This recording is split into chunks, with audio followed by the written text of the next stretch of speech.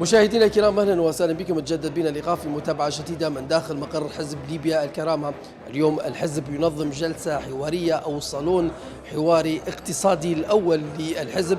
هذا الصالون هو تحت شعار الاصلاح الاقتصادي والمؤسسي، وايضا توفير الخدمات الافضل للبلاد والمواطنين. حنشوفوا مع بعضنا اجواء هذه الجلسه بحضور العديد والمهتمين بالشأن الاقتصادي. خلوكم في المشاهدة.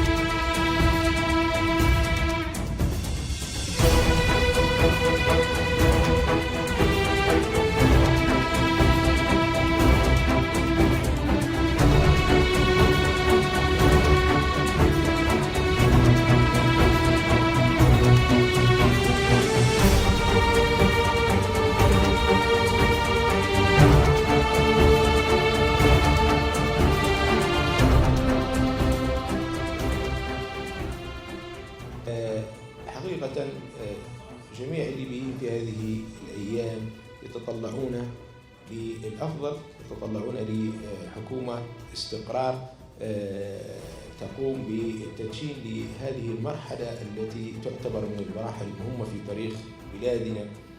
الجميع بالتأكيد يتطلع للوفاء بالاستحقاقات القانونية والسياسية والاجتماعية لشعبنا الذي عانى الكثير ويطمح للكثير. في الواقع الحكومة القادمة التي سوف تباشر أعمالها خلال الفترة الوجيزة إن شاء الله تعالى لابد أن ترسي دعائم مؤسساتية وإصلاحات لابد منها ويتطلع لها ويرغبها كافة الليبيين. هذا الأمر بكل تأكيد لن يتأتى دونما طاقم فني وعدد من الوزراء وأيضا الإدارة الوسطى التنفيذية للوفاء بهذه الاستحقاقات. أما وإلا سوف تكون عبارة عن نسخة مكررة من الإخفاقات السابقة التي عانى ويعاني منها الليبيين حتى هذه اللحظة. في الواقع من ضمن هذه الأمور اللي تمثل نقطة البداية أن هذه الحكومة، حكومة الاستقرار اللي أقرها إن شاء الله سيقرها البرلمان الليبي في جلسته القادمة، جاءت مع بداية سنة ميلادية وسنة مالية جديدة. هذه الحكومة بكل تأكيد نحن نتمنى أو نتطلع أن يقوم البرلمان باعتماد ميزانية وإقرار موازنة لهذه الحكومة تبتدي منذ بدايتها، لأن نحن كيف ما عارفين وفق القانون المالي للدولة واللوائح التنفيذية أن يتم الخطة المالية هذه هي عبارة عن شنو؟ عبارة عن خطة الموازنة. فالموازنة في خطتها تبدأ يفترض مع بداية السنة إن تأخرت يفترض أن لا تتأخر لأكثر من شهرين أو ثلاثة، وتعتمد هذه الميزانية وتبدأ الحكومة في تنفيذ أعمالها من خلال هذه الخطة ومن خلال تنفيذ الميزانية والأمور المواكبة لها يستطيع البرلمان أن يحاسب هذه الحكومة. أما إذا كان مشينا في نمط آخر وهو قضية النقاشات والمداولات، حتى أنتم شايفين أن الأيام تمشي بسرعة، يعني سنة 22 اللي بدأت أول أمس الآن نحن في النصف الثاني من شهر 2، يعني بعد شوية شهر تلقى الربع الأول من هذه السنة قد انتهى. فخطة مدتها 12 شهر عندما يتقلص الوعاء الزمني لتنفيذها إلى 6-7 شهور، هذه بكل تأكيد يعني حتكون يعني نتائجها ليست جيدة. وحتى المحاسبة أو تتبع أداء هذه الحكومة سوف يكون مجافيا للعدالة، وقد يجانبه الصواب في كثير من الأحيان، وبالتالي نجد أنفسنا ندور في نفس الحلقة الأولى. وبالتالي هذا الأمر نحن نتطلع إلى اعتماد هذه الحكومة ومنح الثقة في فترة قريبة جدا. وأيضا نتطلع من الحكومة أن هي مؤسسيا تبدأ في إعادة البناء وإرساء دعائم مؤسسية جيدة، ومن ثم تجهيز البلاد للانتخابات الرئاسية والبرلمانية، وتدور العجلة وتتم الأمور، يصبح ليبيا دولة كأي دولة من دول العالم فيها حزمة قانونية كافية يمكن من خلالها العمل ومن خلالها المحاسبة، وتنجز حكومة وتأتي حكومة اللي بعدها، وهكذا، ونسير في نفس ركب دول العالم حولنا، رغم الظروف اللي إن شاء الله نقول نحن تكون أفضل بإذن الله تعالى. طبعا يعني نحن الآن في هذا الصالون نتجاذب أطراف الحديث لتقديم الأفضل ولإبداء المشورة، وجامعة بنغازي كجامعة وكجامعة رائدة وبها مركز للبحوث العلوم الاقتصادية هي بيت خبرة لا شك لن تبخل على هذه الحكومة بتقديم الاستشارة والخبرة، وفيها أجيال متعاقبة من الأساتذة كبار درسوا في أكبر جامعات العالم وفي ثقافات متعددة شرقية وغربية وهكذا. فنتمنى نحن اليوم في هذا اليوم المبارك أن نحن نستطيع أن نقدم إضافة للمجتمع، وهذه تعتبر ضمن خدمات المجتمع اللي نسعى إليها. تفضل أستاذ أنس. شكرا جزيلا دكتور بكر على الإيجاز والإيضاح وبيان أهمية أن يتم تزامن اعتماد الحكومة مع اعتماد الميزانية، ولا يجب أن يغفل أعضاء مجلس النواب أن اعتماد الميزانية بأي حال من الأحوال لا يعفي رئيس الحكومة مساءلة، لكن أنت أعطيه الفترة الزمنية الكافية. خليه مثلا هو عادة دول العالم ميزانيات يتم اعتمادها، المفروض نحن نشتغل على سنة 2023 تو للمستقبل، يعني إن فنحن إن شاء الله متوقعينها تكون سنة خير. أسعار النفط حاليا مرتفعة على فترة، هذه بوادر خير، في توافق غير مسبوق في ليبيا شرقا وغربا وجنوبا. وممكن بداية حديثي قلت أن رغم أن خالفني البعض، أنا نعتبر أن هذه هي حكومة الوحدة الوطنية الحقيقية اللي في عليها توافق، ليس كالحكومة السابقة يعني، وإن شاء الله حتكون حكومة استقرار.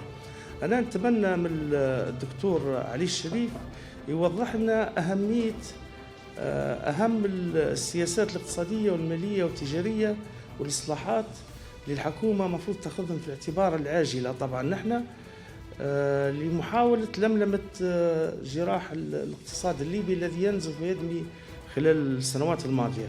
وخلوا بالكم أن أسعار النفط حاليا يعني الحكومة ممكن الميزانية التقديرية للدولة دروها على أسعار 40 أو 50، فتو 100، ففي فرصة أن يتم يعني توزيع عادل للثروات بين جميع مدن ليبيا.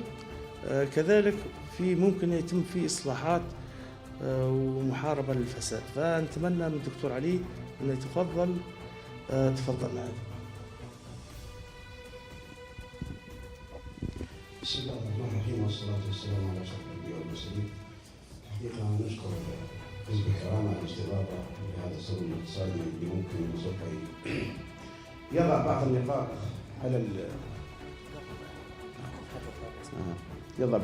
بعض النقاط على بعض الحروف، وليس كل النقاط على كل الحروف.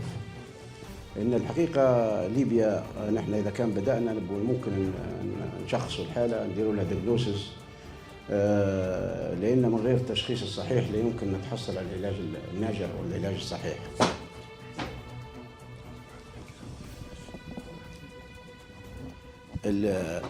نحن طبعا في هذه المداخلة البسيطة ممكن تكلموا يعني بشكل عام عن التحديات وفرص النجاح والحلول المقترحة اللي هي حتكون على شكل يعني مرحلة قصيرة الأجل وربما تكون مرحلة متوسطة الأجل، وربما مرحلة طويلة الأجل. لابد من الذهاب إلى توطئة للتوضيح بعض الأمور المهمة في الاقتصاد الليبي. كما نعلم الاقتصاد الليبي هو اقتصاد وحيد الجانب ريعي يعتمد على قطاع وحيد. كان فيه القطاع الخاص له دور في فترة ما قبل النفط، كان ضعيف صحيح، ولكن كان هناك دور ولو بسيط للقطاع الخاص. ثم بدأ تصدير النفط في سنة 63. بدأت دولة ليبيا تعتمد على النفط. هذا الظهور النفط أدى إلى مشكلة وهي حدثت في السابق في الاقتصاد الهولندي، ما سمي بالبرد الهولندي، أن أصبحت بقية القطاعات الاقتصادية اللي المفروض تكون هي أعمدة الاقتصاد تتغذى من قطاع النفط، وتركت مساهمتها الفعلية في القطاع. الاقتصاد الليبي طبعا يعني يجب أن نشير إلى الكثير من الأشياء السلبية في هذا الاقتصاد في الوقت الحالي ومن مدة 40 سنة سابقة، وليس يعني نحن لا نرمي بكل الأشياء على العشر سنوات الأخيرة. العشر سنوات الأخيرة لا هناك دولة ولا هناك نظام صحيح ولا كذا، ولكن عندما كانت الدولة مستقرة خلال أكثر من 40 سنة، لما نقول مستقرة معناها استقرار أمني، وهنا لا أتحدث عن الاقتصاد. فكما يقال هناك تصحر سياسي، فهناك كان تصحر اقتصادي في تلك الفترة.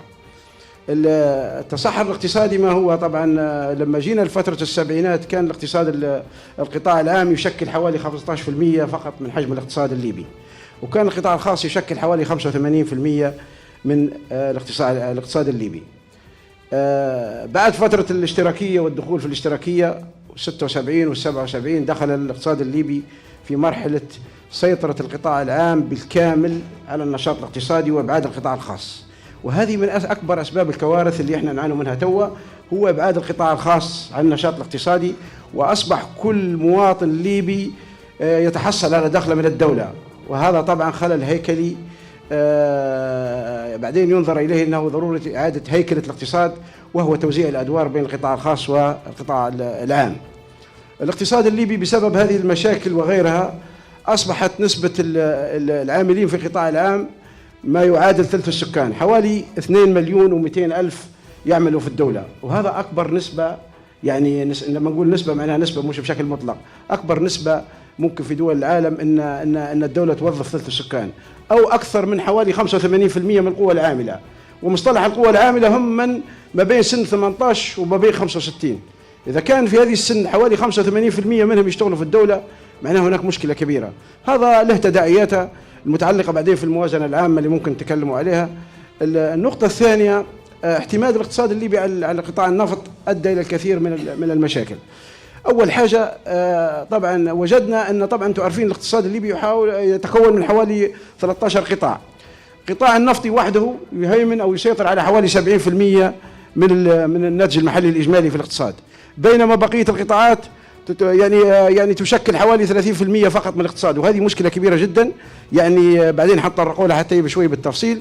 وهذه 30% منها للأسف حوالي نصها تقريبا 12.5% هي طبعا تتمثل في قطاع الخدمات.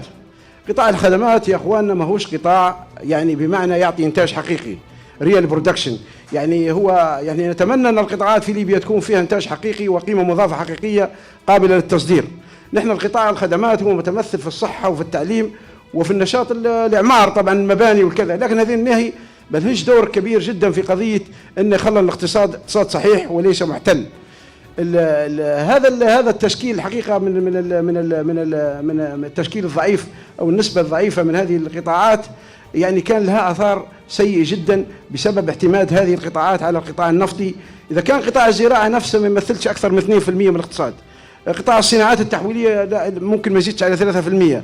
هذه يعني مؤشر خطير جدا في الاقتصاد الليبي. المؤشر الآخر نبهته نسبة الصادرات. نحن دائما مؤشر الصادرات هو مؤشر خطير جدا عند الدول وتقيم فيه بقوة اقتصاد الدولة. لو جينا مؤشر الصادرات نجد أن الصادرات الليبية تتركز أكثر من 98% أو 99% صادرات نفطية، وبحيث يعني أن معاملة التركز هنا اقتصاديا يقترب من الواحد صحيح، بمعنى أن الدولة تعتمد على صادرات وحيدة. ولما نقول صادرات معناها بيتكلم على عملة صعبة، ولما نقول عملة صعبة في اقتصاد يعني يتحدد الطلب المحلي منا أو احتياجات الطلب المحلي بالكامل بالواردات، معناها نحن نحتاج إلى عملة صعبة في كل الظروف. بمعنى جوانب الطلب اللي متمثلة في الإنفاق الاستهلاكي والإنفاق الحكومي والإنفاق الاستثماري وغيرها، للأسف كل ما نحتاجه حتى المية اللي نشربوا فيها تجينا من خارج حدود الدولة، وكلها تتطلب دولار، وإذا كان ما عندكش عملة صعبة فهناك مشكلة كبيرة. طبعا الاقتصاد الليبي طبعا الجزئية الأخرى الإيرادات طبعا هو يفترض أنها تتشكل من إيرادات نفطية وغير نفطية، فنجد أن الإيرادات النفطية تشكل حوالي 98% من إجمالي الإيرادات، 2% فقط. أين الضرائب؟ أين الضرائب الجمركية؟ ما فيش الكلام هذا بالكل، وهذه مشكلة حقيقية في عدم تنوع الإيرادات، ويعتبروا فيه مؤشر سلبي. كل هذه العوامل طبعا تحتاج إلى إعادة نظر في سياسة الدولة السابقة والحالية، اللي نحن هناك يعني حكومة ممكن تطل علينا في القريب العاجل. وأنا هنا لا أتناول الشأن السياسي لأني أنا رجل مختص في الاقتصاد، ويجب أن نكون في إطار الدائرة متاعي. نحن نتمنى بس في الحكومة القادمة اللي هي يعني تعتبر يعني، لأن الاقتصاد والسياسة للأسف وضع تفاعلي، يعني الاقتصاد سير فيه السياسة والسياسة سير في الاقتصاد، وحتى الإشكاليات الإقليمية في ليبيا هي إشكاليات راهو اقتصادية، والحرب الحالية هي حرب موارد. إذن السياسة يعني تنجر خلف الاقتصاد. الإشكاليات اللي حصل ربما حتى التدخل التركي في الفترة الأخيرة، وكله بسبب غاز المتوسط، لأن تركيا من المعروف أنها تعاني في عجز في ميزان المدفوعات متاعها بشكل كبير جدا، وبالتالي ليش؟ لأنها تستورد في الطاقة بشكل كبير جدا. إذن هي يجب أنها تحافظ على هذه الاتفاقية متاع الغاز المتوسط، بحيث أنها تقلل من استيرادها للطلب على الطاقة، وتخفض العجز في ميزان التجاري متاعها والعجز في ميزان المدفوعات متاعها. نرجع إلى الاقتصاد الليبي. إذن الاقتصاد الليبي عندنا إشكاليتين أو ثلاث زوايا المفروض نتكلموا من ضمنهن، إذا كان طبعا الوقت يسمح يا دكتور. أنا أسمعش يعني هنا راهو قريب مشى الموضوع في ما نبيش أنا والله أنا ما أقدرش طبعا. ممكن نخشوا في وعندك 5 دقائق والله هذين قالوا الرسمي. المهم نحن نتكلم ونحاول نوجز. فالمشاكل طبعا متمثلة في 3 أشياء. طبعا نحن بالنسبة للحكومة الحالية متمثلة في السياسة النقدية وفي السياسة المالية وفي السياسة التجارية.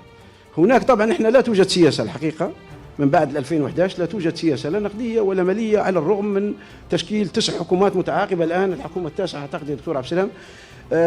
لا يوجد أي منظور سياسة مالية أو منظور سياسة اقتصادية في الدولة الليبية في هذه الفترة.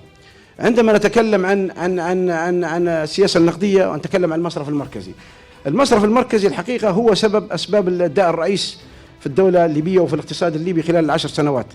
المصرف المركزي في عام 2012 كان عندما تذهب إلى أي بنك في ليبيا وتبي تحصل على العملة صعبة تحصل عليها بسهولة جدا وبالسعر الرسمي وبدينار و40 قرش اللي هو السعر المثبت، اللي هو نحن ليبيا طبعا ماشيه بنظام البق ومزارة العنتوة اللي هو عملية ربط السعر مش تعويم السعر، اللي هو ربط السعر. ترك المصرف المركزي بعد أحداث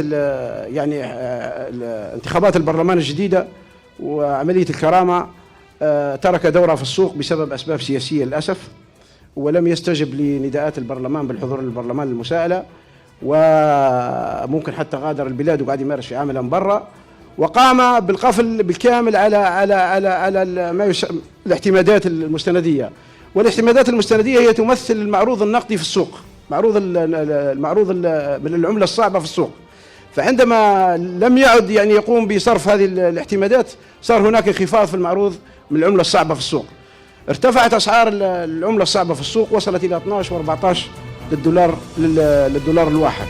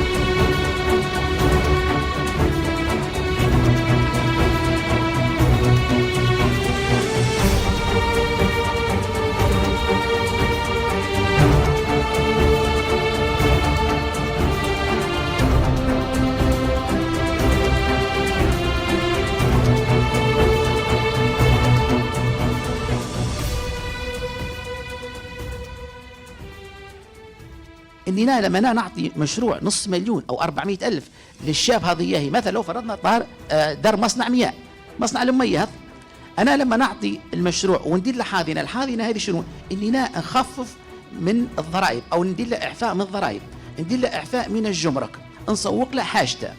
انت عارف انت لما نسوق حاجته، انا كدوله اعطيتك فلوس، اعطيتك مشروع والمشروع ناجح، يا تسوق لي يا تخليني انا نسوق بروحي. انت عارف ان احنا مشكله عندنا، مثلا احنا عندنا بعض الدول العربيه المجاوره تجي تاخذ مننا في الاسماك وتاخذ في الزيت الزيتون وتاخذ في التمر وتشيل فيه دولتها وتصدر فيه برا. نحن للاسف حتى المزارعين احيانا مرات الخضروات والاشياء يعقبها في مكانه يطلق عليها مع، خلينا نحكي لكم باش توصل المعلومه جيدا. يعني حتى المزارعين احيانا مرات يزرع موسم كامل ويخليه مكانه تقليعته وشيلته مش تسلكش، يضطر انه يطلق فيه ياجره، عارف يا دكتور، ويطلقوا ياجروا لجماعه المواشي يطلقوا فيه المواشي اوفر من انه يقطع ويحطها في قبيات ويشيل يبيعها. اذا نحن حل المشكله القروض راهو ما زال المشيت فيه. انا استشاري حتى لاحد المصارف وقاعد عند الان نقرض، بس في قروض كبيره يعني مش قروض صغيره، لكن مفروض القروض او المشروعات الصغرى والمتوسطه هذين تحت ضمن الدوله وتصدر قوانين من البرلمان تدير حمايه لهالناس اللي هم انا باش انا ندير مشروع ينجح، باش انت كمصرف ترد فلوسك وانا نستفيد. اذا لازم من حاضنه، الحاضنه هذه انك انت يا دوله توفر لي حمايه وتخليني نصدر، يا تشري مني حاجتي او خليني نصدر خارج ليبيا. انا مش نطول عليكم واجد، المشروعات الصغرى سهله وبسيطه، ودرت لكم ملخص جديد. انا قلت لك 100 ورقه حطيناها كم في ورقه واحده، اللي هي انواعها واشكالها والقيمه من الى، بالاضافه الى الحاضنه ان الدوله لازم تصدر لنا قرارات.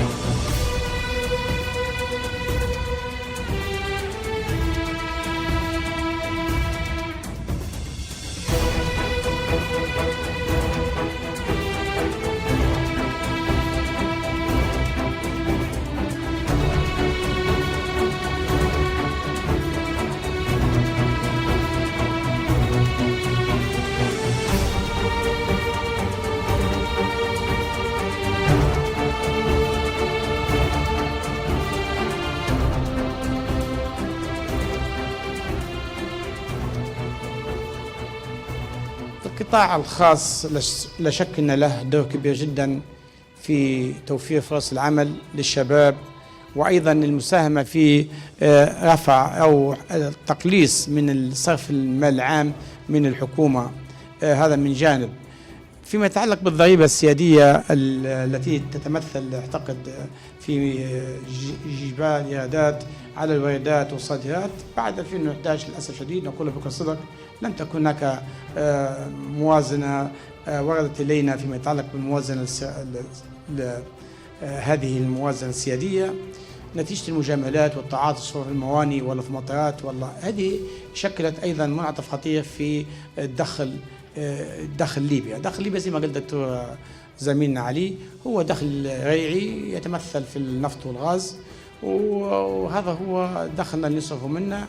ممكن يوم من الأيام سنتعرض إلى مشاكل عدة كما حدث في السابق، وهو إقفال النفط، عدم تصدير، انخفاض سعر النفط. ستكون الدولة بدون للأسف الشديد بدون ميزانية. لكن حتى لا نطيل، الحقيقة أنا شخصيا تابعت ما قدم السيد فتحي باشا آغا عندما قد حضر لمجلس النواب وقدم مشروعه وإحاطته. جبت منها على إتحال أنها نقاط مهمة جدا تناولوها السادة الذين سبقوني في الحديث في مشروعه. فتحت على صفحة واحدة لكي نطمن السادة الحضور فيما يتعلق بإصلاح المالية العامة والاقتصاد. قال في هذا المشروع هو إصلاح المالية العامة والحفاظ على موارد الدولة من الهدر والفساد، والتسريع باعتماد جدول مرتبات شغلي الوظيفة العامة. 2. ترشيد الإنفاق الحكومي وتطوير طرق تحصيل الإيرادات السيادية التي تحدثنا الآن وتحدث على الزملاء. الإيرادات السيادية اللي هي همشت من 2011 إلى اليوم. 3. توجيه الموارد المتاحة إلى الموارد المتاحة يفكر بأن يوجهها للقطاع الذي تحدثنا عنه الآن وهو مصدر النفط. توجيه الموارد المتاحة إلى قطاع النفط لدعم خطة تطوير الإنتاج لزيادة الكميات المصدرة من النفط. تبني استراتيجية لتحقيق التنوع الاقتصادي ودعم القطاع الخاص والمشروعات الصغيرة التي تكلم عنها زميلنا الدكتور والمتوسطة لتخفيف العبء على الكادر الوظيفي الحكومي.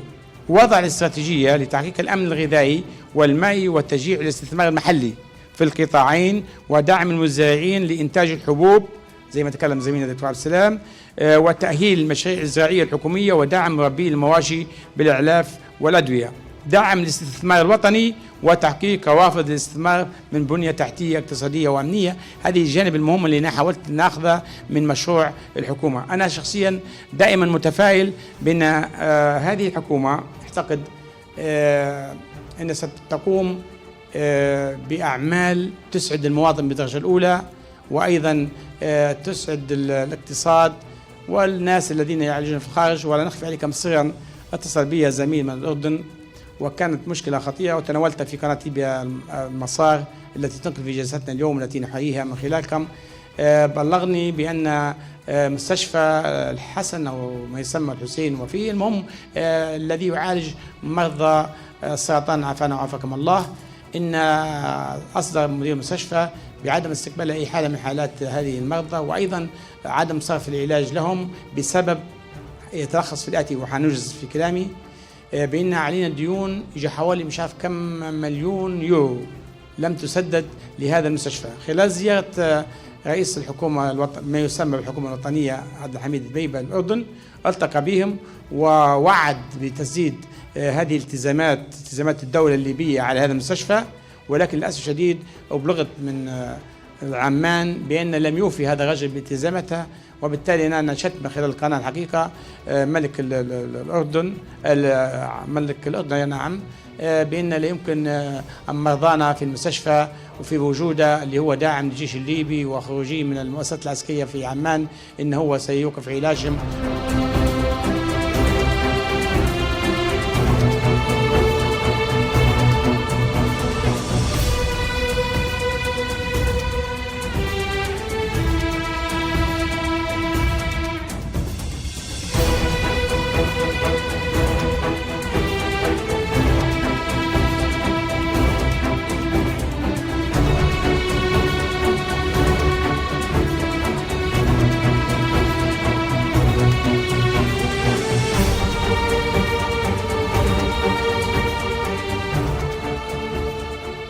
مشاهدينا الكرام، وصلنا لنهاية متابعتنا اللي كانت حول الصالون الاقتصادي الأول لحزب ليبيا الكرامة، والصالون اللي ناقشوا فيه العديد من المهتمين في الشأن الاقتصادي أهم الظروف الاقتصادية التي تمر بها البلاد، وأيضا المواضيع الخاصة بالصرف دينار ليبي، وأيضا المواضيع الخاصة بتصدير النفط.